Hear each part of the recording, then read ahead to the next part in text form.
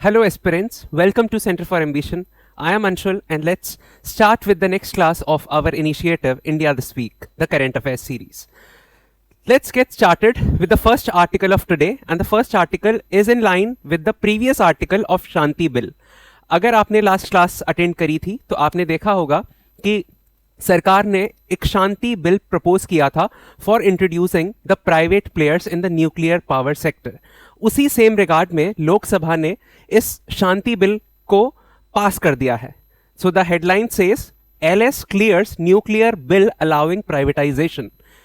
LS here stands for Lok Sabha. Okay, यहां पर अगर हम बात करें, LS means Lok Sabha, clears means it passes. Nuclear bill, okay, यही न्यूक्लियर बिल है, which is the bill Shanti bill, allowing privatization in the nuclear power sector. Lok Sabha ने nuclear bill जिसका नाम शांति बिल है उसे पास कर दिया है, which allows privatization in the nuclear sector. Okay, now let's understand this कि इस जो एक्ट है इसके फीचर्स क्या हैं. सो सबसे पहले अगर हम कंटेक्स्ट की बात समझें, it was the year 2008.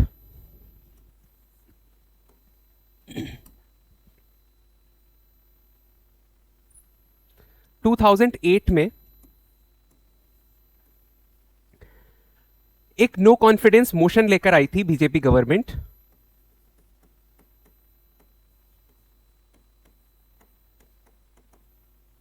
Against the government. Okay, BJP party जो है 2008 में नो कॉन्फिडेंस मोशन लेकर आई थी for one clause in the civil liabilities act.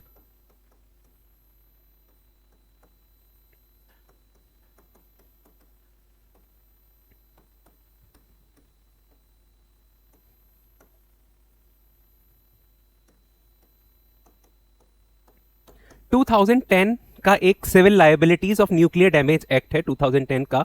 उसका एक क्लॉज है which clause hinders the private parties to come and pay their contribution and to contribute in the nuclear power sector. इसका एक clause है which creates hindrance for the private players. Okay, इसी को लेकर no confidence motion लेकर आया था, and now the ruling government has proposed the removal of that particular clause in this bill which is named as Shanti bill.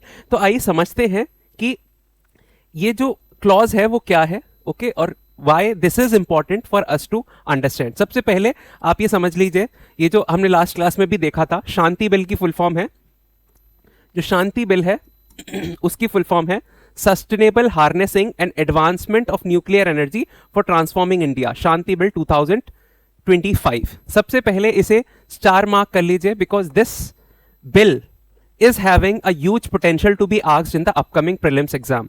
आने वाले 2026 के preliminary exam के perspective से ये बिल काफी ज्यादा, अपकमिंग एक्ट काफी ज्यादा इंपॉर्टेंट हो जाता है. इसके फीचर्स आपको बाय हार्ट याद करने हैं because this can be asked in the upcoming prelims examination. So please star mark this. सबसे पहला आपको इसकी फुल फॉर्म समझनी है और आप फुल फॉर्म से ही काफी सारे क्वेश्चन सॉल्व कर पाएंगे. फुल फॉर्म जैसा हम लास्ट क्लास में भी इस चीज को समझ चुके हैं. Okay, sustainable harnessing. Sustainable we all understand. Sustainable means something जो चीज हमारी आज की रिक्वायरमेंट को फुलफिल करने के साथ साथ हमारे फ्यूचर जनरेशन की नीड्स को भी फुलफिल करने का पोटेंशियल रखता है. Harnessing to produce and advancement of nuclear energy for transforming India. Okay, ये जो बिल है शांति बिल, ये बेसिकली इसका प्राइम मोटिव है to allow the private sector participation. Private sector का पार्टिसिपेशन जो है including both India and foreign private players for the power production in the nuclear sector. Okay, अब ये बिल जो है लोकसभा से पास होकर राज्यसभा में डिस्कशन के लिए जा चुका है. जैसा कि हम देख रहे हैं, civil liabilities for nuclear damage act 2010, यहां पर एक क्लॉज था. Okay, now let's understand what the story is. दो तरह की चीजें, सब यहां पर जो न्यूक्लियर पावर स्टेशन है, न्यूक्लियर पावर प्लांट है,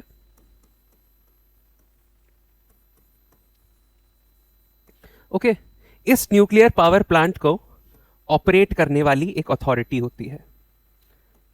okay, till now this operator authority is the government of India's public sector undertakings. Okay, यहां पर एक ऑपरेटर होते हैं जो फिलहाल में गवर्नमेंट है। अब इस प्रपोज्ड बिल के साथ ये ऑपरेटर में प्राइवेट प्लेयर्स भी, प्राइवेट जो कंपनीज हैं वो ऑपरेटर का रोल प्ले कर सकती हैं।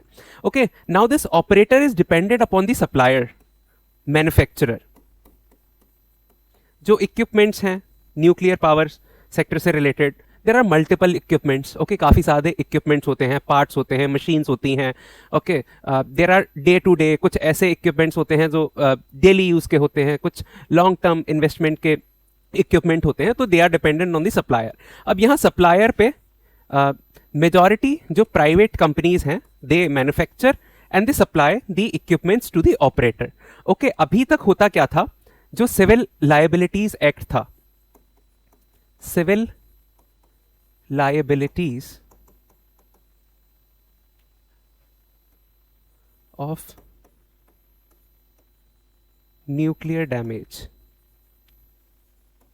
एक्ट 2010, इस एक्ट के तहत क्या होता था, अगर ऑपरेटर साइड पर न्यूक्लियर पावर प्लांट में कोई मिसहैप हो जाता है, if there is any mishappening, okay, यहां कोई एक्सीडेंट हो जाता है, तो according to this act of civil liability, अगर यहां पर कोई भी मिसहैपनिंग हो जाती है, एक्सीडेंट हो जाती है at the nuclear power plant site, then इसकी जो लायबिलिटी है, जो मिसहैपनिंग की लायबिलिटी होती थी, operator used to transfer to the supplier, citing the fact that the supplier has provided them with the faulty equipment.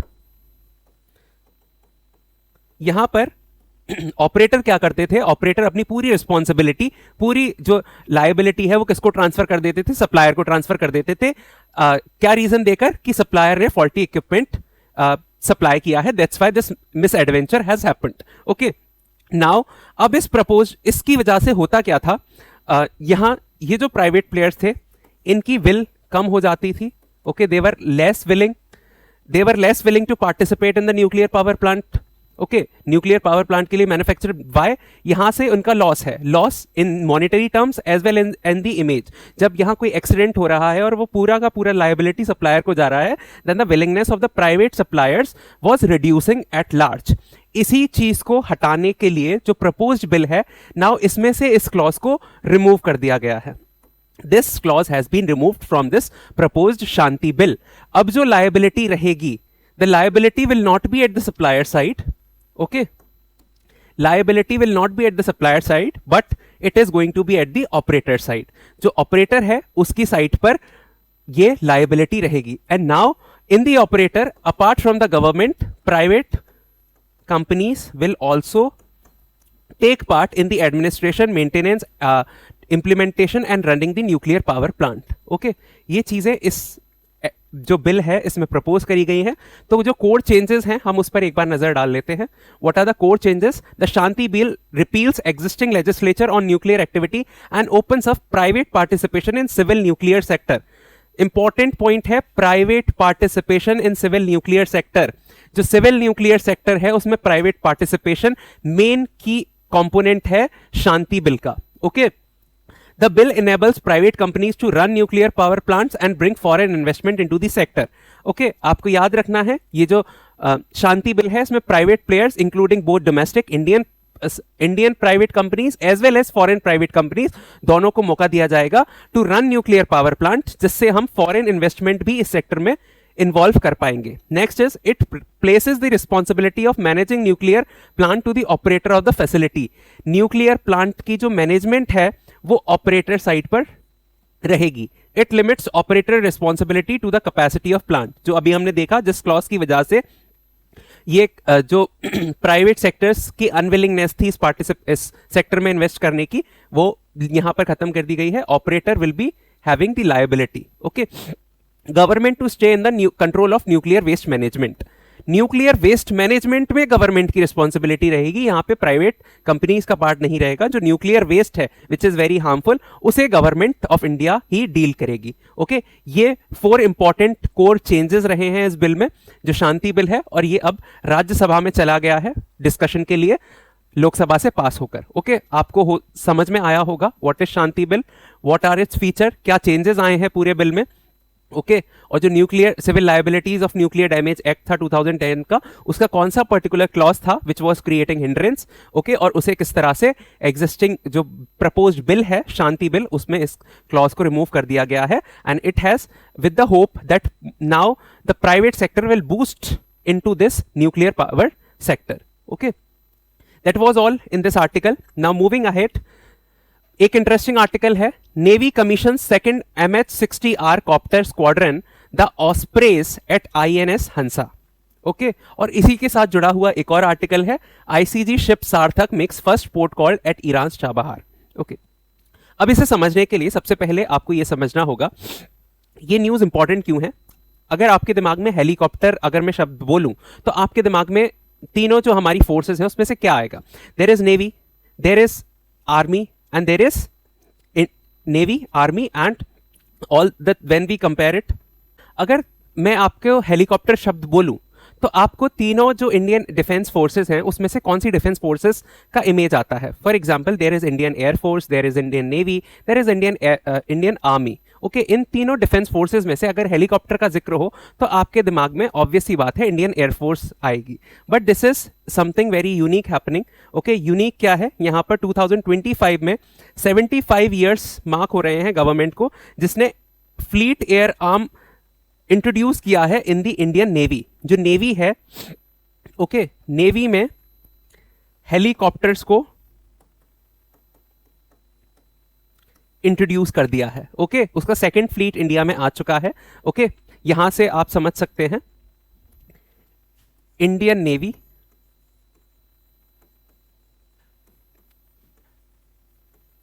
ये यूनिक चेंज है जो लाया गया है. इंडियन नेवी में हमने हेलीकॉप्टर्स को इंट्रोड्यूस कर दिया गया है. इन हेलीकॉप्टर्स का नाम है MH-60R. क्या नाम है? MH-60R. MH-60R. And they have been purchased from the United States of America. USA से ये हमने लिए हैं. Okay. INAS 335, the Ospreys, the second Indian Naval Air Squadron to operate MH-60 helicopter, was commissioned as INH Hansa Goa. Okay, यहां पर आपको क्या समझना है, जो स्क्वाड्रन इस चीज को लीड करेगी, जो रन करेगी इन हेलीकॉप्टर्स को, वो स्क्वाड्रन है INAS 335. INAS 335 जिसे ऑस्प्रेज कहते हैं, द ऑस्प्रेज.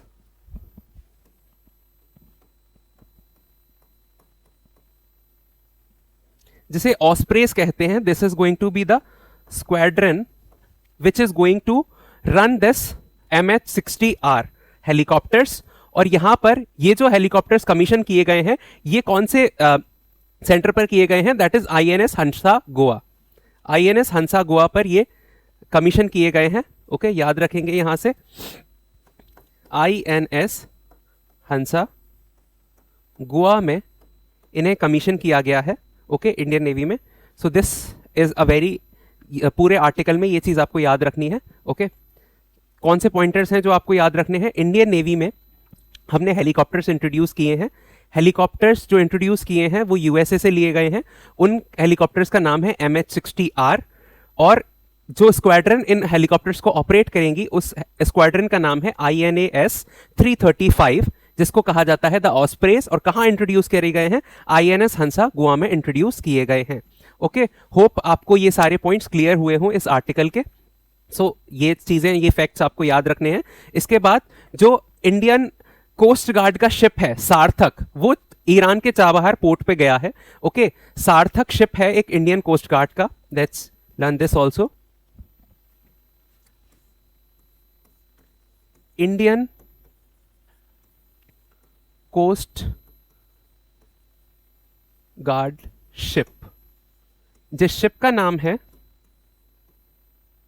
सार्थक, जो कि एक पेट्रोलिंग वेसल है. ये पेट्रोलिंग वेसल ईरान के चाबहार पोर्ट पर गया है. Okay, let's understand this by reading it. The Indian Coast Guard ship Sarthak, an offshore petrol vessel, entering the Chabahar port in Iran on December 16 for a 4-day visit.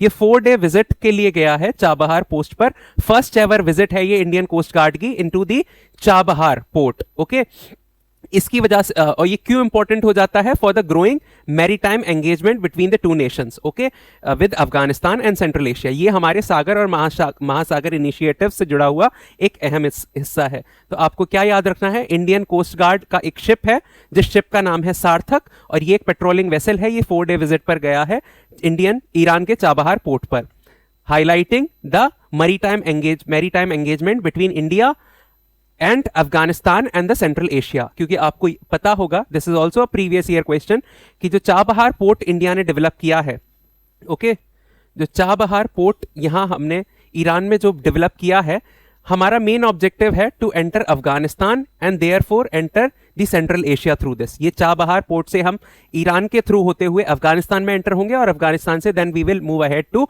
The central Asia. तो इसके लिए ये Chabahar port काफी important था. तो यहां से, और ये जो शिप सार्थक यहां 4-डे विजिट चाबहार पोर्ट पर गया है, this is aligned with the Sagar and महासागर विजन्स ऑफ इंडिया. ओके, ये दो आर्टिकल्स इस पर काफी ज्यादा इंपॉर्टेंट थे. ठीक है, now let's move ahead to the next article. Next article भी काफी ज्यादा इंटरेस्टिंग है and it is related with environment. Okay, environment से रिलेटेड है. To cite the examples. Okay, क्यों इंपॉर्टेंट है? How is the Aravali range to be protected? अभी supreme court ने लास्ट मंथ एक अपना वर्डिक्ट सुनाया था. ओके, यहां लिखते हैं, इन नवंबर 2025 सुप्रीम कोर्ट का एक वर्डिक्ट आया था जिसमें कहा था, सुप्रीम कोर्ट की कमेटी ने यहां फाइनलाइज किया गया था कि जो अरावलीज हैं, ऑब्वियस है कि आपने अरावलीज के बारे में अपनी ज्योग्राफी में पढ़ा होगा. जो अरावली रेंज है हमारी, okay, which extends from Gujarat to Delhi, covering major portion in the state of Rajasthan. जो अरावली है उसमें जो हिल की कैटेगरी है, इसमें उन्हीं हिल्स को कंसिडर किया जाएगा अरावली में जिनकी हाइट 100 मीटर से ज्यादा होगी. ओके, जिन माउंटेन्स की, जिन हिल्स की हाइट 100 मीटर से ज्यादा होगी, only those hills are going to be qualified to be categorised into the Aravalis. और इसके अलावा जो 100 मीटर से कम है, they will not be the part of Aravalis, giving the access कि उनमें माइनिंग जैसे ऑपरेशंस, माइनिंग जैसे प्रोजेक्ट्स सेटअप किए जा सकते हैं. ओके, और इस जो फैसला है इसको सुप्रीम कोर्ट ने किन रीजंस पर दिया है, तो उस पर हम कहेंगे कि जो होल अरावली रेंज है, ओके,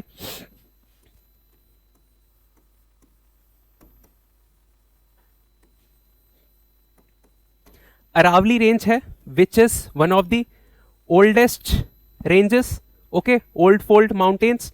अरावलीज बहुत ज्यादा इंपॉर्टेंट हो जाते हैं हमारे किस पॉइंट ऑफ व्यू से? सबसे पहले दे चेक द डेजर्टिफिकेशन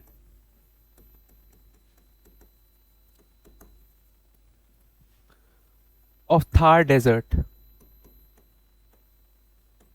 जो थार डेजर्ट है उस डेजर्ट को फैलने से एक रोकते हैं, ये एक नेचुरल बैरियर की तरह एक्ट करते हैं. Aravallis are the repository of minerals, sand, and multiple elements also. Aravallis जो है काफी ज्यादा कुछ इंपॉर्टेंट रिवर्स का ओरिजिन सोर्स भी है, including Chambal, Luni, I think it is Sindh also. Let me check once. Okay, it is a source, very important source for some rivers also. Okay, तो इस आर्टिकल में बताया गया है सबसे पहले जो हमारा अरावलीज है ये बेसिकली दिल्ली, हरियाणा, राजस्थान, गुजरात जैसी स्टेट्स में जाकर गुजरता है. बायोडाइवर्सिटी के पर्सपेक्टिव से ये बहुत ज़्यादा इंपॉर्टेंट हो जाता है. यहाँ पर सैंडस्टोन, लाइमस्टोन, मार्बल, ग्रेनाइट जैसे मिनरल मिलते हैं, लेड, जिंक, कॉपर. ओके, और 4 डिकेड से यहाँ पर काफ़ी ज़्यादा क्वेरिंग और माइनिंग हो रही है. ओके, डेजर्टिफिकेशन को रोकता है, सबसे इंपॉर्टेंट पॉइंट। ये तो था अरावलीज क्यों इंपॉर्टेंट है। अब इस इंपॉर्टेंस के चलते यहां पर माइनिंग जैसी एक्टिविटीज प्रोहिबिटेड थी। अब माइनिंग जैसी एक्टिविटीज प्रोहिबिटेड होने के थी, तो अब यहां होता क्या था, माइनिंग प्रोहिबिटेड होने के कारण यहां पर इलीगल माइनिंग होती थी। ये अरावलीज हमारे लिए बहुत ज्यादा इंपॉर्टेंट रेंज है। ओके, इंपॉर्टेंट रेंज है क्योंकि ये डेजर्ट, थार डेजर्ट को फैलने से रोकती है। काफी ज्यादा मिनरल सैंड यहां पर पाए जाते हैं। Okay, including limestone. ओके, ये बहुत इंपॉर्टेंट ओरिजिन सोर्स है कुछ रिवर्स का, लाइक चंबल, सिंध, लूनी। ओके, इन रिवर्स को लेकर तो यहां पर अभी तक माइनिंग एक्टिविटीज थी वो इलीगल थी। लेकिन यहां पर क्या होता था, इसके कारण यहां माइनिंग अलाउड नहीं थी, प्रोहिबिटेड थी, उसकी वजह से इलीगल माइनिंग होती थी। अब सुप्रीम कोर्ट का कहना है, सुप्रीम कोर्ट ने कहा है कि पास्ट एक्सपीरियंस से, पिछले 2 दशकों में जो हमने देखा है, अगर हमने कंप्लीट प्रोहिबिशन इस पूरी रेंज पर लगाया है, उसके कारण टोटल बैन्स की वजह से यहां पर इलीगल माइनिंग सिंडिकेट्स बहुत ज्यादा बढ़ गए हैं, जिसकी वजह से इन अरावली रेंज को बहुत ज्यादा खतरा हो रहा है। ओके, अनरेगुलेटेड एक्सट्रैक्शन हो रहा है। सी, अगर कोई रेंज है, अरावली रेंज है, उस पर कंप्लीट बैन लगा हुआ था ऑफ माइनिंग, इसकी वजह से इलीगल माइनिंग सिंडिकेट्स का राइज होना और अनरेगुलेटेड एक्सट्रैक्शन जैसी घटनाएं बहुत हो रही थी, बढ़ती जा रही थी। इसी को देखते हुए सुप्रीम कोर्ट ने कहा है, अगर हम इस तरह का कैटेगराइजेशन करेंगे हिल्स में और अलाउ करेंगे पार्शियल माइनिंग, तो जो इलीगल सैंड माइनिंग सिंडिकेट्स हैं अरावलीज में जो काम कर रहे हैं, दे विल स्टॉप। ओके, यहां पर लाइसेंसिंग मिलेगी फॉर माइनिंग पर्पस। ओके, और रेगुलेटेड एक्सट्रैक्शन होगी मिनरल्स की, लाइमस्टोन सैंड की, तो उसकी वजह से ये कैटेगराइजेशन किया गया है, ऐसा सुप्रीम कोर्ट ने कहा है। 2025 में जो सेंट्रल गवर्नमेंट है उसने Aravali green wall project start किया था। ओके, 2025 सेंटर का एक प्रोजेक्ट था Aravali green wall project to prevent the Thar desert to be expanded. Okay, और ये जो था 5 किलोमीटर की रेंज में बफर एरिया लेकर बनाया जा रहा था into the 29 districts of Gujarat, Rajasthan, Haryana and Delhi. यहां पर इस इनिशिएटिव में काफी ज्यादा 25 मिलियन हेक्टेयर्स लैंड को रिस्टोर करने की बात करी गई थी 2030 तक।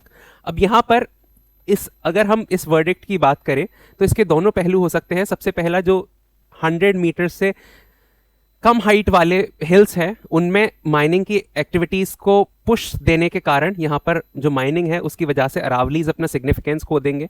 ओके, काफ़ी ज़्यादा हार्म रहेगा इन हिल्स को इकोलॉजिकल पॉइंट ऑफ व्यू से। लेकिन सुप्रीम कोर्ट का भी कहना ठीक है। सुप्रीम कोर्ट ने कहा है जो इलीगल माइनिंग सिंडिकेट्स हैं और जो अनरेगुलेटेड एक्सट्रैक्शन हो रहा है उस पर रोकथाम इस वर्डिक्ट के जरिए आएगी। तो ये था पूरे इस आर्टिकल का जस्ट। ओके, अरावलीज जो है ये डेजर्टिफिकेशन को प्रिवेंट करती है इंडो गैंजेटिक प्लेन्स में। ओके, कंप्लीट बैन हटा दिया गया है माइनिंग से और यहाँ पर पार्शियल बैन लगाया गया है और यहाँ पर अरावली की जो हिल्स हैं उनको रीडिफाइन किया गया है। Okay, Chambal, Sabarmati and Luni. Okay, यहाँ पर आप ऐड कर लीजिए साबरमती। ओके, ये काफ़ी इंपॉर्टेंट हो जाता है। That was all in this. और याद रखिएगा 2025 का Aravalli green wall project, okay, जो ग्रीन वॉल प्रोजेक्ट अफ्रीका में चल रहा है उसी से रिलेटेड ये अरावलीज में भी हमने इंट्रोड्यूस किया था। Okay, now one very short one liner news है। India Maldives joint military exercise Ekuverin concludes. Okay, इसको लिखेंगे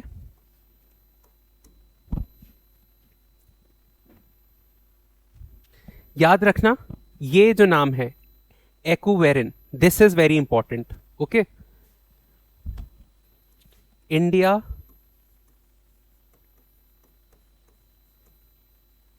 Maldives joint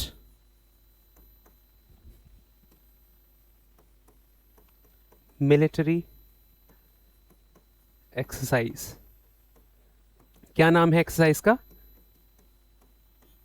Ekuverin. Okay, Ekuverin नाम है, ये कंक्लूड कर दी गई है। ओके, कहां पर हुई थी ये? तिरुवनंतपुरम में हुई थी। जो इसका वेन्यू था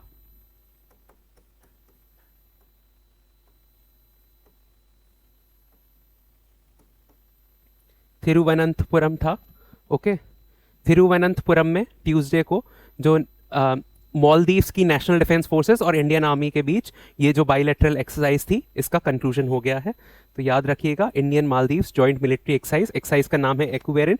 कहाँ पर हुई थी ये? थिरुवनंतपुरम में हुई थी, ये आप याद रखेंगे। ओके, वन लाइनर फैक्ट था।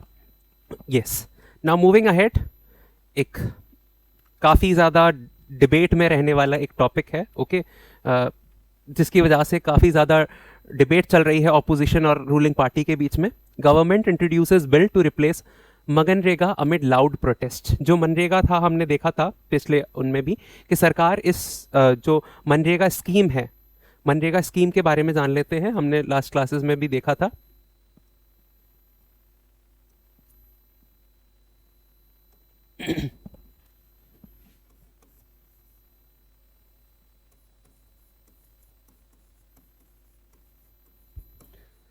ये स्कीम के तहत रूरल हाउस होल्ड में हर इंडिविजुअल को 100 डेज का अनस्किल्ड मैनुअल वर्क प्रोवाइड किया जाता था। मैनुअल वर्क प्रोवाइड किया जाता था, 100 डेज का अनस्किल्ड मैनुअल वर्क। अब सरकार ने क्या प्रपोज किया है? सबसे पहला जो पॉइंट आपको याद रखना है, जो सरकार ने इंट्रोड्यूस किया है, सबसे पहले तो इस महात्मा गांधी के नाम पर यह स्कीम थी, इस स्कीम का नाम चेंज कर दिया गया है। अब इस स्कीम का नाम रखा गया है वीबीजी रामजी। वीबीजी राम जी, ये पॉइंट आपको याद रखना है। ओके, क्या फुल फॉर्म है इसकी? विकसित भारत गारंटी फॉर रोजगार। विकसित भारत गारंटी फॉर रोजगार। ओके, एंड आजीविका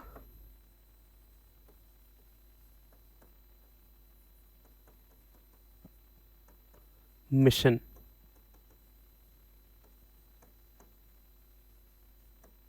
ग्रामीण। सबसे पहला जो पॉइंट है इस पूरे आर्टिकल से हमें याद रखना है, जो मनरेगा है उसका नाम चेंज करके प्रपोज किया गया है विकसित भारत गारंटी फॉर रोजगार एंड आजीविका मिशन ग्रामीण। वीबी जी राम जी, ये नाम इंट्रोड्यूस किया गया है।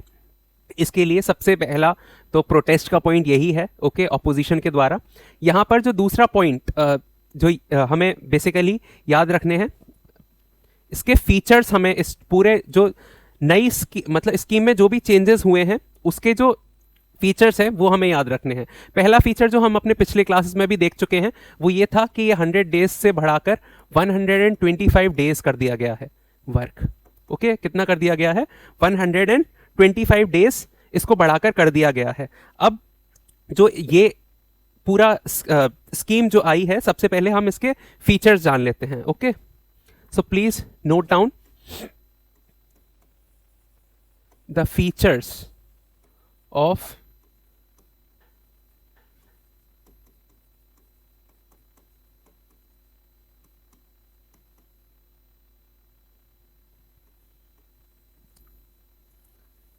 मनरेगा का नाम चेंज कर दिया गया है और उसके कुछ फीचर्स हैं वो हमें याद रखने हैं। तो सबसे पहला फीचर ये है कि increase employment guarantee.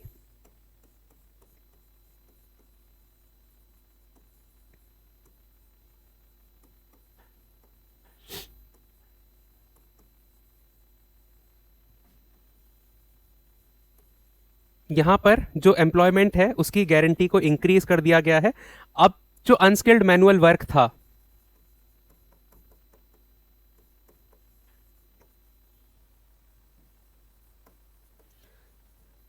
Up to 125 days कर दिया गया है। पहले 100 डेज था, अब ये 125 डेज कर दिया गया है पर फाइनेंशियल ईयर।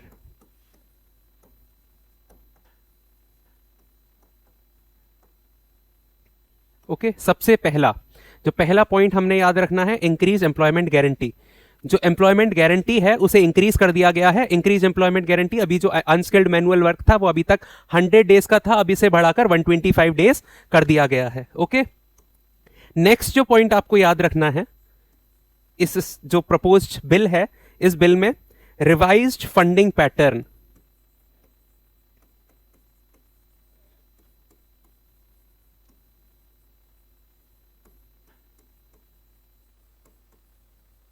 अभी तक पूरी जो स्कीम थी वो 100% सेंट्रली फंडेड थी, लेकिन अब यहां पर स्टेट को इंटरवीन करना पड़ेगा। अब सेंटर पूरा 100% फंड नहीं देगी, यहां पर स्टेट का भी रोल इसमें जो रिवाइज फंडिंग, इसकी फंडिंग पैटर्न भी लेकर आया है।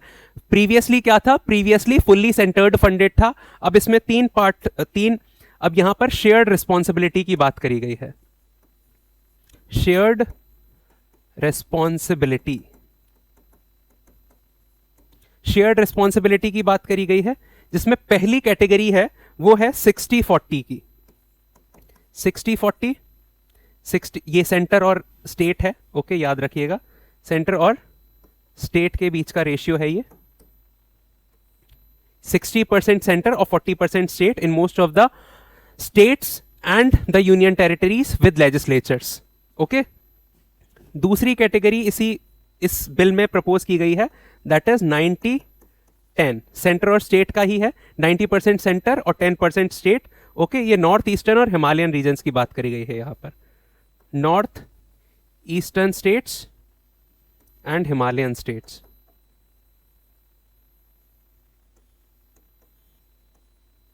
यहां पर 90% सेंटर और 10% स्टेट देंगे। और तीसरा जो कैटेगरी रखी गई है, that is 100% for union territories without legislature. बिना लेजिस्लेचर वाले जो यूनियन टेरिटरीज हैं उसमें 100% स्टेट की फंडिंग रहेगी। तो ये रिवाइज्ड फंडिंग पैटर्न है पूरे बिल का, जो बिल इंट्रोड्यूस किया गया है। शेयर्ड रिस्पॉन्सिबिलिटी पर चलेगा, 60% सेंटर और 40% स्टेट को फंड करना पड़ेगा in most of the states and the union territories with legislatures. Okay, 90% centre और 10% स्टेट को नॉर्थ ईस्टर्न और हिमालयन स्टेट्स में, और 100% फंडिंग रहेगी सेंट्रल गवर्नमेंट की in the union territories without legislature. ठीक है, ये इसके दूसरा पॉइंट था इससे रिलेटेड। अब तीसरा, अगर हम इस स्कीम में तीसरी एस्पेक्ट की अगर हम बात करें तो नॉर्मेटिव एलोकेशन की बात करी गई है।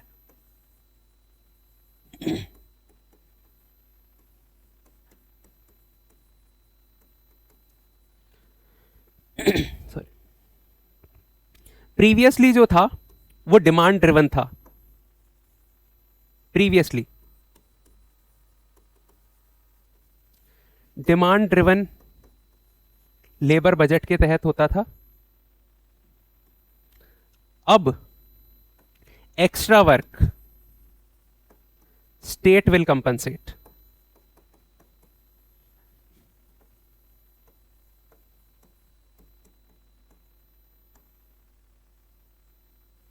लिमिट से ज्यादा अगर डिमांड है तो states will compensate. Okay, normative उसकी बात करी गई है। मैंडेटरी वर्क पॉज,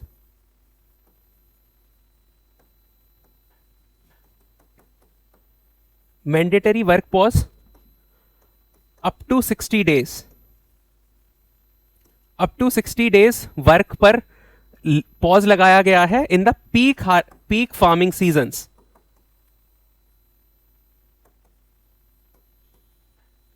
जो ये स्कीम है इसमें जो पीक फार्मिंग सीजन्स हैं उनमें एक पर फाइनेंशियल ईयर में 60 डेज तक का मैंडेटरी वर्क पॉज लगाया गया है। ओके, ये एक और यूनिक इस एस्पेक्ट है इस बिल का। ओके, तो यहां पर बताया गया है कि state to designate up to 60 days annually पर during peak farming season. Peak farming season में 60 डेज तक का जो हमारा मैंडेटरी वर्क पॉज है वो दिया जाएगा। Focus on durable asset, so which number was it? Fourth. Fifth is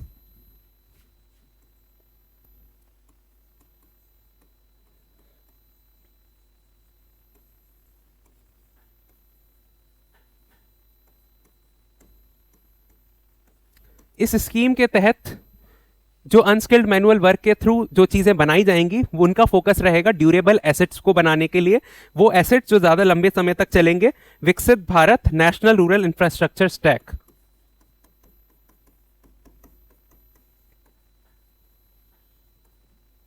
विकसित Bharat national rural infrastructure.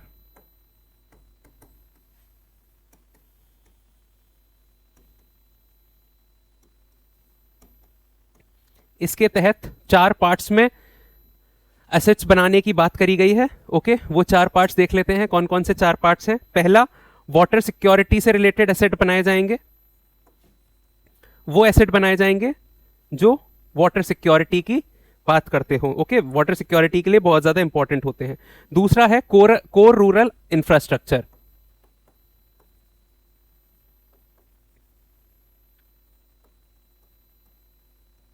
Like the roads, okay, wells, tube wells, इस तरह की चीजें। तीसरा है लाइवलीहुड रिलेटेड इंफ्रास्ट्रक्चर,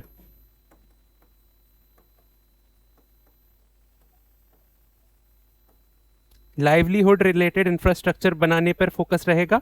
और जो फाइनल है, to mitigate works to mitigate extreme weather and disaster.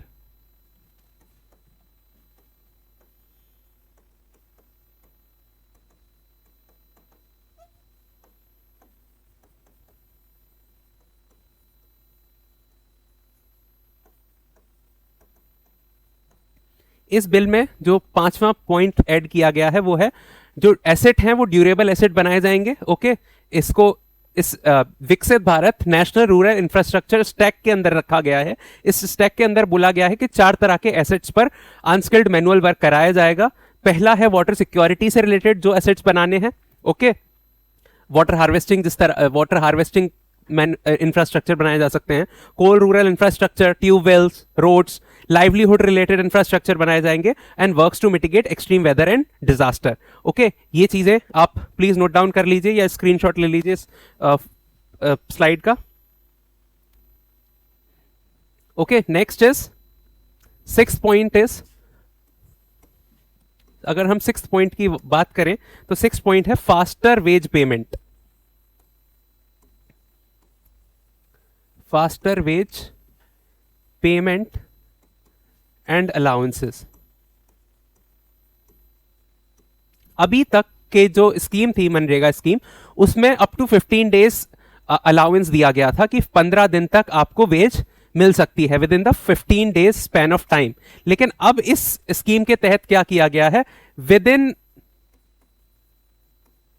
1 week payment की बात करी गई है कि 1 वीक में पेमेंट करना होगा। ओके, अभी तक जो 15 डेज का टारगेट था उसे रिड्यूस करके 1 वीक पेमेंट कर दिया गया है। Within 1 week weekly wage payment होगा यहां पर। Okay, weekly wage payment. अब यहां पर जो नेक्स्ट बात करी गई है, मैंडेटरी सोशल ऑडिट्स की बात करी गई है। मैंडेटरी सोशल ऑडिट्स की जो सोशल ऑडिट्स हैं वो मैंडेटरी तौर पे कराए जाएंगे बाय ग्राम सभा।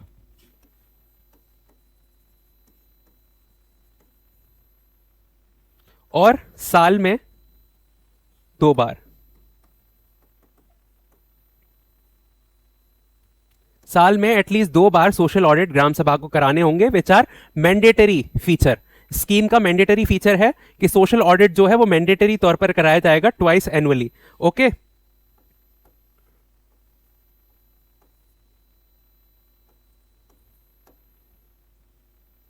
और यहां पर डिसेंट्रलाइज्ड प्लानिंग की बात करी गई है। ओके, डिसेंट्रलाइज्ड प्लानिंग की बात करी गई है। बेसिकली यहां पर बॉटम अप अप्रोच को अपनाया गया है। Okay, bottom up. अभी तक जो डिसीजंस थे वो ऊपर से लिए जाते थे और नीचे फिल्टर किए जाते थे। अब जो डिसीजंस होंगे वो नीचे से लिए जाएंगे कि क्या बनाया जाएगा और ये ऊपर की तरफ जाएंगे। ओके, बॉटम अप विकसित ग्राम पंचायत।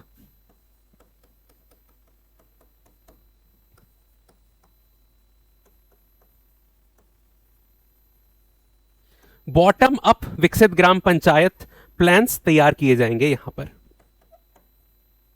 ओके, बॉटम अप विकसित ग्राम पंचायत प्लान्स तैयार किए जाएंगे। तो जो फीचर्स हैं इस बिल के वो एक बार फटाफट से एक बार रिवाइज कर लेते हैं। मनरेगा का सबसे पहले नाम बदलकर क्या कर दिया गया है, विकसित भारत गारंटी फॉर रोजगार एंड आजीविका मिशन ग्रामीण। इसके कुछ फीचर्स हैं। सबसे पहला फीचर है इंक्रीज एम्प्लॉयमेंट गारंटी, जो अनस्किल्ड मैनुअल वर्क है जो अभी तक 100 डेज तक दिया जाता था, अब वो 125 डेज कर दिया गया है पर फाइनेंशियल ईयर। दूसरी अगर हम बात करें, फंडिंग पैटर्न को रिवाइज कर दिया गया है। अभी तक ये सेंट्रली फंड किया जाता था, अब इसमें शेयर्ड रिस्पॉन्सिबिलिटी होगी। 60-40, 60 from for the centre, 40 for the states in most of the states and the union territories with legislature. 90-10 कर दिया गया है for north eastern and Himalayan states और 100% फंडिंग होगी सेंटर के द्वारा for the union territories without legislature. Normative allocation की बात करी गई है। Previously demand driven labour budget चलता था यहां पर, अब जो अगर एक्स्ट्रा डिमांड आएगी तो स्टेट को कंपनसेट करना पड़ेगा। Mandatory work pause, peak farming seasons जो होते हैं, पीक फार्मिंग टाइम पर अप टू 60 डेज का मैंडेटरी ऑफ देना पड़ेगा स्टेट गवर्नमेंट को। फोकस ऑन ड्यूरेबल एसेट बनाने पर फोकस किया गया है। यहां पर एक स्टैक तैयार किया गया है, विकसित Bharat national rural infrastructure stack. इसमें चार तरह के एसेट बनाने पर फोकस किया जाएगा, water security, core rural infrastructure, livelihood related infrastructure और work to mitigate extreme weather and disaster. और फास्टर वेज पेमेंट, प्रीवियसली जो वेज पेमेंट होता था वो 15 डेज में होता था, अब वीकली वेज पेमेंट पर बात करी गई है। मैंडेटरी सोशल ऑडिट कर दिया गया है by the gram panchayat at least twice in 1 year. Okay, और डिसेंट्रलाइज्ड प्लानिंग करी गई है, टॉप डाउन अप्रोच से हटाकर यहां पर बॉटम अप विकसित ग्राम पंचायत प्लान्स बनाए जाएंगे। तो ये था पूरा इस आर्टिकल का जिस्ट। ओके, जो पूरा आर्टिकल था ये बेसिकली आर्टिकल में ऑपोजिशन ने क्या कहा, क्या लूपहोल से वो बताए हैं, लेकिन हमारे लिए इस स्कीम के जो फीचर्स हैं वो ज्यादा जानना इंपॉर्टेंट हो जाते हैं। And also market and star marks, आने वाले प्रिलिमिनरी एग्जाम्स में इसके फीचर से रिलेटेड क्वेश्चन आने के 100% चांसेस हैं। ओके, प्लीज इसे नोट डाउन कर लीजिएगा। ओके, क्रिटिसिज्म आपको नहीं जानना है, वो मेंस का पर्सपेक्टिव रहेगा। फिलहाल प्रीलिम्स के पर्सपेक्टिव से हमें फीचर जानने हैं। ओके, वही नाम क्यों चेंज कर दिया गया, और ये काफ़ी ये चीज़ें हैं जो हम आगे आने वाली क्लासेस में देखेंगे। ओके, नाउ नेक्स्ट इस मेंस रिलेटेड एक आर्टिकल है, the future of governance and post Maoist India. Okay, post Maoist India में फ्यूचर ऑफ गवर्नेंस क्या रहेगी, इसकी बात करी गई है यहाँ पर। ओके, ये पूरा आर्टिकल जो है इसका हम जिस्ट समझते हैं क्या है, इस पूरे आर्टिकल में क्या बात करी गई है। सबसे पहले यहां बात करी गई है कि इंडिया में इंडियन कॉन्स्टिट्यूशन के द्वारा एक 5th शेड्यूल्ड एरियाज हैं। हमारे संविधान में 5th शेड्यूल्ड एरियाज हैं। ओके, याद रखेंगे। और ये एरियाज क्यों बनाए गए थे, ये रीजन्स हैं इंडिया में विद सिग्निफिकेंट ट्राइबल पॉपुलेशन।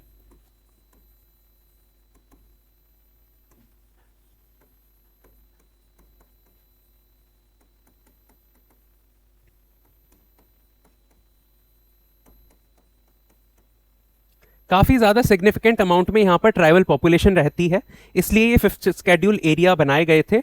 और यहां पर कुछ स्पेशल एडमिनिस्ट्रेशन की बात करी गई थी कि इन एरियाज को स्पेशल एडमिनिस्ट्रेशन की जरूरत है। स्पेशल एडमिनिस्ट्रेशन की बात करी गई थी यहां पर। Okay, protection of tribal interest की बात करी गई थी।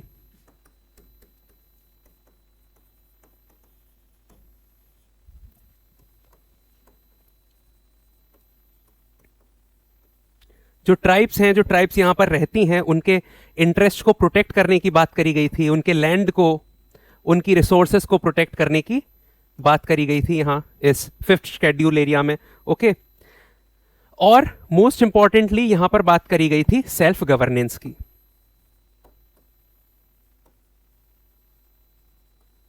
क्या बात करी गई थी, सेल्फ गवर्नेंस की। जो हमारे इंडियन कॉन्स्टिट्यूशन है उसमें 5th शेड्यूल जो है वो 5th शेड्यूल क्यों जोड़ा गया था, बेसिकली 5th शेड्यूल एरियाज में वो रीजन्स आते हैं जहां पर सिग्निफिकेंट ट्राइबल पॉपुलेशन रहती है। सिग्निफिकेंट ट्राइबल पॉपुलेशन वाले एरियाज को 5th शेड्यूल एरियाज डिक्लेयर किया जाता है।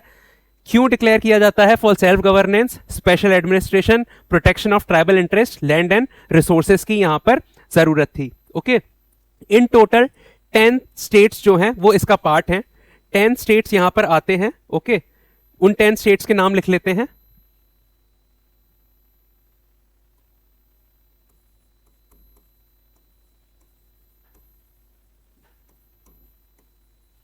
फिफ्थ शेड्यूल एरियाज की अगर हम बात करें तो यहां पर आंध्र प्रदेश है,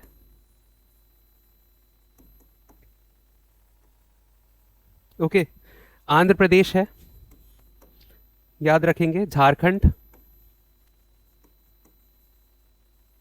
आंध्र प्रदेश, झारखंड, ओडिशा, राजस्थान,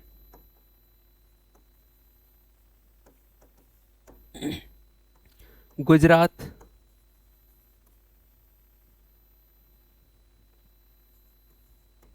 महाराष्ट्र,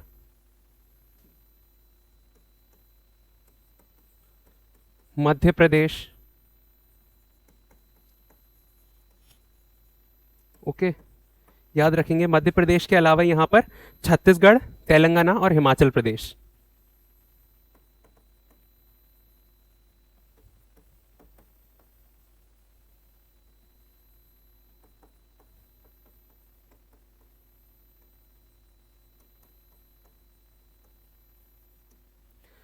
जो फिफ्थ शेड्यूल्ड एरियाज हैं उनमें आते हैं आपके आंध्र प्रदेश, झारखंड, ओडिशा, राजस्थान, गुजरात, महाराष्ट्र, मध्य प्रदेश, छत्तीसगढ़, तेलंगाना और हिमाचल प्रदेश। ये 10 स्टेट्स हैं जो कि फिफ्थ शेड्यूल्ड एरियाज में काउंट किए जाते हैं।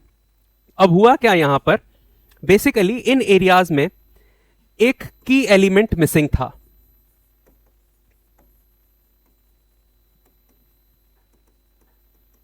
जो ये आर्टिकल बात करता है, इस आर्टिकल में कहा गया है कि यहां पर इन स्टेट्स में जो ट्राइबल डोमिनेटेड स्टेट्स हैं, इन स्टेट्स में एक की एलिमेंट था, वो मिसिंग था, and that element was governance. यहां से गवर्नेंस ही मिसिंग था। ओके, इन स्टेट, इन जो एरियाज हैं फिफ्थ शेड्यूल्ड एरियाज, वहां से गवर्नेंस मिसिंग था। और क्यों मिसिंग था? अंडर डेवलपमेंट हो रहा है यहां पर, अंडर डेवलपमेंट, और दूसरा कारण बताया गया सोशल इकोनॉमिक इश्यूज। ओके,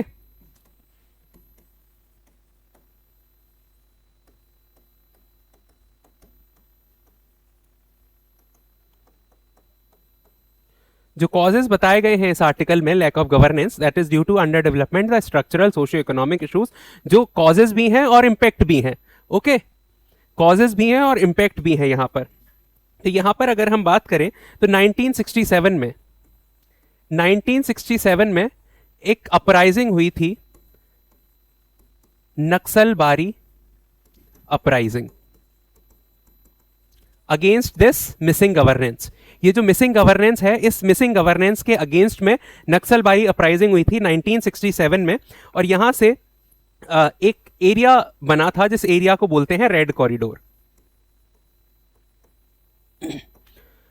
अगर हम इंडिया के मैप की बात करें, ओके, अगर रफली एक इंडिया का मैप अगर हम यहां पर बनाएं, तो ये वाला जो एरिया है up till the tri junction of Karnataka, Tamil Nadu, okay, and Kerala, ये वाला जो एरिया है इसे रेड कॉरिडोर का नाम दिया गया था। ओके, यहां पर इस रेड कॉरिडोर में ये नक्सलबारी अपराइजिंग पूरी एक्सपेंड हो जाती है, स्प्रेड हो जाती है। Okay, people became Maoist. Okay, यहां पे मिलिटेंट एक्शन लिया गया अगेंस्ट द गवर्नमेंट, गवर्नमेंट के खिलाफ यहां पर हथियार उठा लिए जाते हैं इस पूरे रेड कॉरिडोर एरिया में। अब यहां पर इस रेड कॉरिडोर एरिया को सुधारने के लिए सरकार ने टू प्रॉन्ज्ड अप्रोच की बात करी। Okay,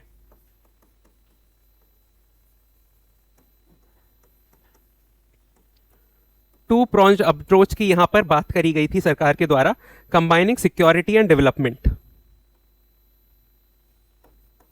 security plus development to counter Maoist. जो माओइस्ट थे उनको काउंटर करने के लिए यहां पर टू प्रॉन्ज्ड अप्रोच अपनाया गया, जिस अप्रोच में सिक्योरिटी और डेवलपमेंट को, हम सिक्योरिटी रखेंगे यहां पर अपने जो फोर्सेस हैं उनके द्वारा, और यहां पर डेवलपमेंट का काम करेंगे। लेकिन जो सबसे इंपॉर्टेंट चीज थी that was to connect with the local people, और गवर्नेंस जो था वो मेजर मिसिंग एलिमेंट था यहां पर। ओके, फिफ्थ स्केड्यूल की अगर हम बात करें, जो फिफ्थ स्केड्यूल है उसमें कुछ स्पेशल प्रोविजंस दिए गए थे। ओके, सबसे पहला यहां पर लीगल फ्रेमवर्क बनाया गया था। Legal framework for these areas, जो अभी हमने एरियाज देखे उनके लिए यहां पर एक ट्राइबल एडवाइजरी कमिटी की बात करी गई थी।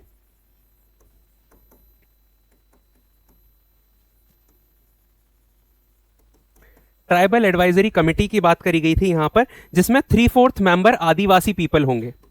3/4 मेंबर जो होंगे इस कमेटी के will be the tribal people, tribal community के लोग होंगे यहां पर। ओके, ये बात करी गई थी यहां पर। गवर्नर को डिस्क्रिशनरी पावर दी गई थी।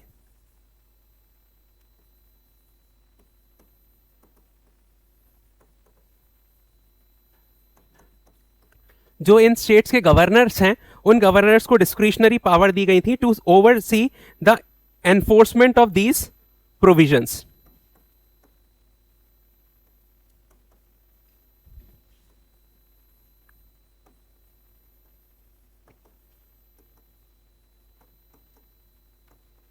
ये जो प्रोविजंस हैं इनको ओवरसी करने के लिए गवर्नर को यहां पर ओके स्पेशली जो पावर दी गई थी वो स्पेशल एक एलिमेंट बनाया गया था लैंड एलिनिएशन को प्रोटेक्ट करने के लिए, कि यहां के लोग हैं उनकी जमीन ना छीनी जाए। ओके, फिफ्थ स्केड्यूल में लीगल फ्रेमवर्क प्रोवाइड किया गया था। ट्राइबल एडवाइजरी काउंसिल बताई गई थी कि ट्राइबल एडवाइजरी कमेटी बनाई जाएगी जिसके 3/4 मेंबर जो होंगे वो ट्राइबल कम्युनिटी से लाएंगे। गवर्नर को डिस्क्रिशनरी पावर दी गई थी इन स्टेट्स में ताकि वो ये इंश्योर कर सकें ये जो प्रोविजंस हैं फिफ्थ शेड्यूल एरिया के वो अच्छी तरह से इंप्लीमेंट हो रहे हैं, specially with related to the land alienation. Land alienation ना हो सके, जो ट्राइबल लोगों की जमीन है उसको बचाया जा सके, उसको लेकर यहां पर बात करी गई थी। ओके, प्लानिंग कमिटी की अब ये सारे जो प्रोविजंस थे, अब यहां पर प्लानिंग कमीशन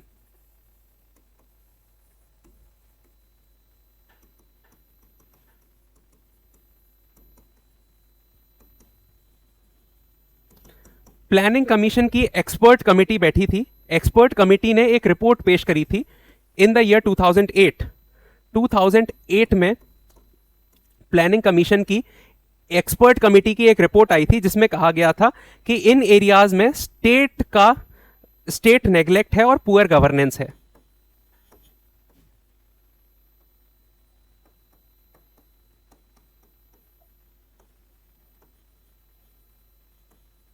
हमने देखा कि काफी सारे प्रोविजंस फिफ्थ शेड्यूल्ड एरियाज को दिए गए थे स्पेशल एडमिनिस्ट्रेशन के लिए, to protect the interest of the tribal people, उनको लैंड एलिनिएट ना हो सके, इस चीज को बात करी गई थी। लेकिन प्लानिंग कमीशन की एक्सपर्ट कमेटी की रिपोर्ट जो 2008 में पब्लिश हुई थी, उस रिपोर्ट ने कहा कि यहां पर मेजर स्टेट नेग्लिजेंस है, पुअर गवर्नेंस है इन एरियाज में। ओके, लो सोशियो इकोनॉमिक स्टेटस है यहां के लोगों का।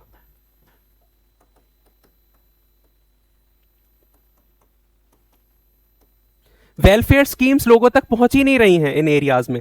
ओके, प्लस इसके बाद जो ऑक्सफोर्ड यूनिवर्सिटी है,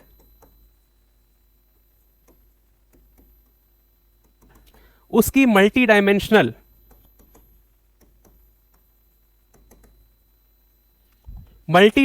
पॉवर्टी इंडेक्स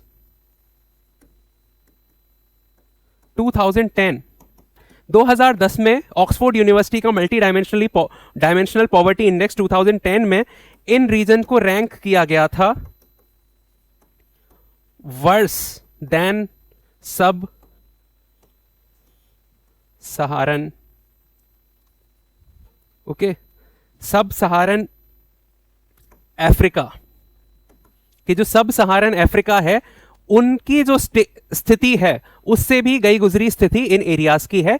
इस मल्टी डायमेंशनल पॉवर्टी इंडेक्स ने ये रैंकिंग दी थी यहां पर। ओके, तो आपने यहां पर देखा होगा कि डिस्पाइट बावजूद इसके कि फिफ्थ शेड्यूल एरियाज को लीगल प्रोटेक्शन दिया गया था, कॉन्स्टिट्यूशनल प्रोविजंस दिए गए थे, यहां पर नेग्लेक्ट होता रहा, स्टेट का गवर्नेंस का नेग्लेक्ट होता रहा, जिसके चलते यहां पर लोगों ने अल्टीमेटली क्या किया,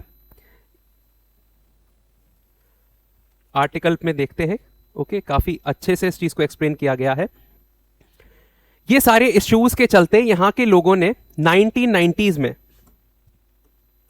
यहां के लोगों ने इस चीज के चलते, लैक ऑफ नेग्लेक्ट के चलते 1990s में एक स्लोगन उठाया आदिवासीज ने, जल जंगल और जमीन। ओके, जल जंगल और जमीन स्लोगन के साथ यहां पर स्टेट के अगेंस्ट लोगों ने यहां पर हथियार उठा लिए। Okay,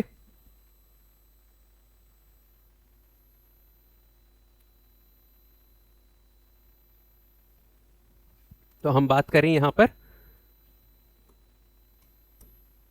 led to the slogan जल जंगल और जमीन, और यहां से माओइस्ट जो एक्टिविटीज हैं उनको एक बूस्ट मिल जाता है। ओके, तो ये थी पूरी कहानी कि क्या गवर्नेंस के लूप होल्स रहे यहां पर। ओके, अब उन्होंने एक वे फॉरवर्ड दिया है कि यहां पर क्या कर सकते हैं हम इस चीज को गवर्नेंस को इन एरियाज में पहुंचाने के लिए। सबसे पहली जो चीज है वो है कि जो पेसा आया है, okay, panchayat extension to scheduled areas act है 1996 का, इस एक्ट को स्ट्रिक्टली इंपोज किया जाए। ओके, यहां पर टेक्नोलॉजी का सहारा लिया जाए for the service delivery to the tribal people, service delivery लोगों तक पहुंचे यहां पर। ओके, क्लोज अटेंशन देना चाहिए लोगों की यहां पर जरूरतों को। ओके, यहां देखते हैं इसमें एक और बात करी गई है कि जो आपका कंपेंसेटरी अफॉरेस्टेशन फंड रहा है,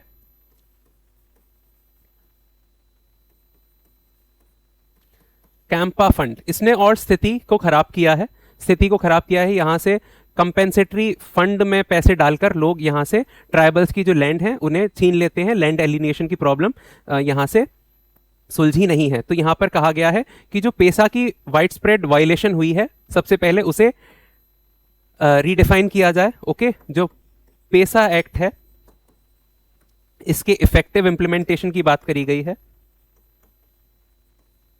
इफेक्टिवली इसे इंप्लीमेंट किया जाए, साइबर टेक्नोलॉजी को यूज किया जाए सर्विस डिलीवरी के लिए, गवर्नेंस को रूट लेवल तक पहुंचाया जाए। और यहां पर एक और वे फॉरवर्ड दिया गया है कि जिस तरह से 6 शेड्यूल में ऑटोनॉमस डिस्ट्रिक्ट काउंसिल्स हैं, जैसे 6 शेड्यूल्ड एरियाज में ऑटोनॉमस काउंसिल्स हैं, ऐसी ही काउंसिल्स 5th शेड्यूल्ड एरियाज में भी होंगी। तो ये पोस्ट माओइस्ट इंडिया में न्यू गवर्नेंस के चांसेस देखे जा सकते हैं। तो ये पूरा सिनेरियो था, पूरा आर्टिकल था जो अभी हमने समझा। ओके, पूरा आर्टिकल हमने समझा, future of governance in post Maoist India. हमने समझा 5th शेड्यूल्ड एरियाज क्या होते हैं, क्यों बनाए गए थे, कौन कौन से 5th शेड्यूल्ड एरियाज आते हैं, कौन सा की एलिमेंट मिसिंग है इन एरियाज में। ओके, इसके बाद इन एलिमेंट्स के मिसिंग होने की वजह से क्या होता है, यहां पर नक्सलबारी अपराइजिंग हो जाती है, रेड कॉरिडोर, और उसके खिलाफ लड़ने के लिए 2 pronged अप्रोच लिया जाता है। लेकिन बावजूद उस 5th शेड्यूल के प्रोविजंस के और इन 2 pronged अप्रोच के जो रिपोर्ट आती हैं वो आती हैं स्टेट नेग्लिजेंस और पुअर गवर्नेंस की, लो सोशल इकोनॉमिक स्टेटस की। रैंकिंग यहां पर बहुत ज्यादा गिर जाती है इन एरियाज की, सब सहारन अफ्रीका से भी वर्स स्टेट कैटेगरी में बताया गया है, जिसकी वजह से यहाँ पे स्लोगन जल जंगल और जमीन जैसे स्लोगन के तहत चलते लोग यहाँ पर बंदूक उठा लेते हैं अगेंस्ट द स्टेट। ओके, किस तरह से यहाँ पर हम चेंज ला सकते हैं, जो कैंपा फंड है उसे हमें एक बार रीथिंक करना होगा, पेसा को इफेक्टिवली इंप्लीमेंट करना होगा, साइबर टेक्नोलॉजी का यूज करना होगा फॉर द सर्विस डिलीवरी। जिस तरह से 6 शेड्यूल एरियाज में autonomous district council, zonal councils की बात करी गई है, वैसे ही अगर हम 5th शेड्यूल्ड एरियाज में भी लेकर आए तो काफी ज्यादा चेंजेस हमें देखने को मिल सकते हैं। Okay, that was all in this article. Now let's move ahead. Okay, आगे चलते हैं। This is in line with yesterday's topic. कल हमने एक चीज देखी थी, आपने शायद वीडियो आज रिसीव की होगी। वो वीडियो हमने बनाई थी AQI और ग्रैप से रिलेटेड। ओके, उसमें हमने देखा था, अगर आपने वो वीडियो नहीं देखी है तो please go and visit that video. और हमने उसमें देखा था कि AQI को मेजर करने के लिए 8 पॉल्यूटेंट्स हैं, 8 तरह के पॉल्यूटेंट्स हैं। उनको हमने पढ़ा था। ओके, कि जो 8 पॉल्यूटेंट्स हैं वो बहुत ज़्यादा यहाँ पर देखे गए हैं, जिसमें सबसे ज़्यादा हार्मफुल PM2.5 और PM10 होते हैं, और जिसमें उसमें भी सबसे ज़्यादा हार्मफुल PM2.5 को बताया गया था। ओके, PM2.5 को।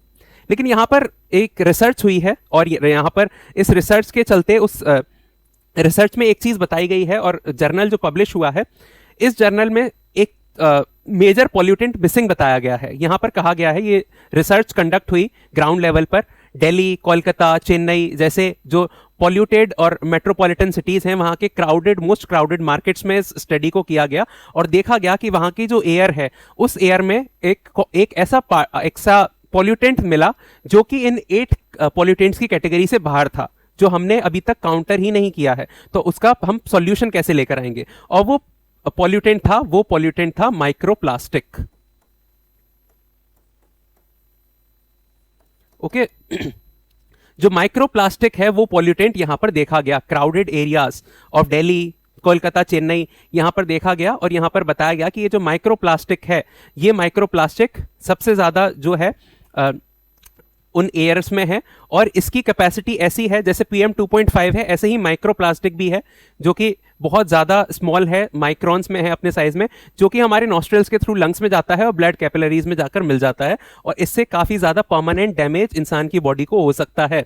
ओके, इसमें काफ़ी सारे रीजंस बताए गए हैं जो हमारे लंग्स को डैमेज करता है, और ये इसकी वजह से कभी कभी क्या होता है, इन माइक्रो पार्टिकल्स में एक फंगस है, वो भी देखी गई है। इन माइक्रोप्लास्टिक्स में एक फंगस देखी गई है, एस्प्रेगिलस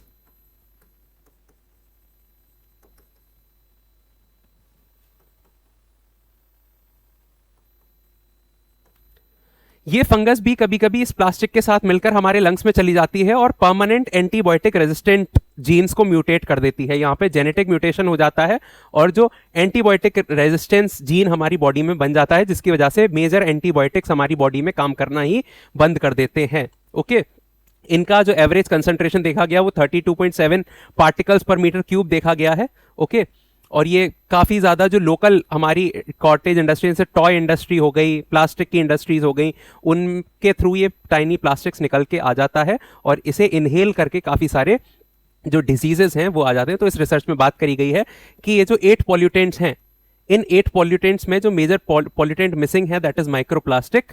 ओके, इस प्लास्टिक में कुछ कभी कभी कुछ तरह का फंगस भी है, स्पेशल फंगस जो बॉडी में जाता है, एंटीबायोटिक रेजिस्टेंस जैसे जेनेटिक म्यूटेशन क्रिएट कर देता है। तो इन्हें भी हमें इस लिस्ट में AQI कैलकुलेशन में देखना चाहिए। ओके, ऐसा इस रिसर्च में कहा गया है। बाकी आगे आने वाली रिसर्च जो होंगी उसमें और डिटेल्स हम इसके बारे में पढ़ेंगे। Okay, that was all from our side. Okay, आशा है कि आप सभी को सेशन काफ़ी ज़्यादा इंफॉर्मेटिव और एंगेजिंग लगा हो। Okay, please share it with your friends, those who want to learn and grow in their life. Okay, उनके साथ शेयर कीजिए और हम नेक्स्ट क्लास में मिलेंगे। तब तक के लिए keep learning, keep shining. Thank you so much. जय हिंद, जय भारत।